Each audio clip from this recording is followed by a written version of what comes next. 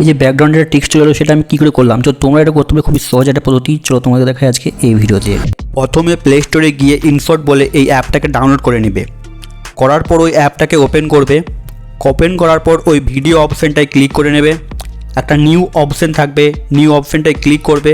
Click করার পর তোমরা ওই ক্লিপটা অ্যাড করবে যেটা তুমি ব্যাকগ্রাউন্ডের টেক্সটটা দিতে চাও বা অ্যাড করতে চাও। আমি অ্যাড করে নিয়েছি। তারপর ওই টেক্সট অপশানটায় ক্লিক করে তোমরা তোমাদের ইচ্ছে মতন টেক্সট কিন্তু অ্যাড করে নেবে। আমি এখানে ইনসর্ট অ্যাপটা এই জন্য বললাম কারণ ইনসর্ট অ্যাপটা এখানে ফ্রি রয়েছে। তোমরা যে কোনো কিছু অ্যাপ এখানে ট্রাই করতে পারো, সব কিন্তু একই সেম থাকে। এরপর নির্দিষ্ট জায়গায় ছোট বড় করে ওই টেক্সটটাকে অ্যাডজাস্ট করে নাও।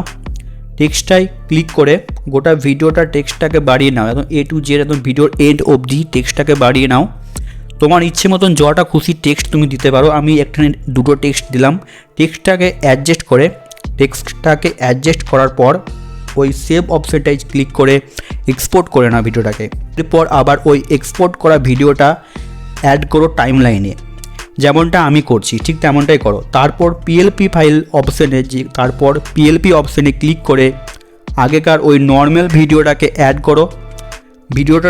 ভিডিওটাকে অ্যাডজাস্ট করে নাও ওই আগেকার ভিডিও অবধি। নর্মাল ভিডিওটা ক্লিক করে তার ওপরে ওই কাট আউট অপশানে ক্লিক করো, কিছুক্ষণ ওয়েট করো। তারপর দেখো ম্যাজিক হয়ে গেছে আমাদের ব্যাকগ্রাউন্ড টেক্সট এডিট। এরকম ভিডিও পেতে গেলে চ্যানেলটাকে সাবস্ক্রাইব আর ফলো করতে ভুলবে না।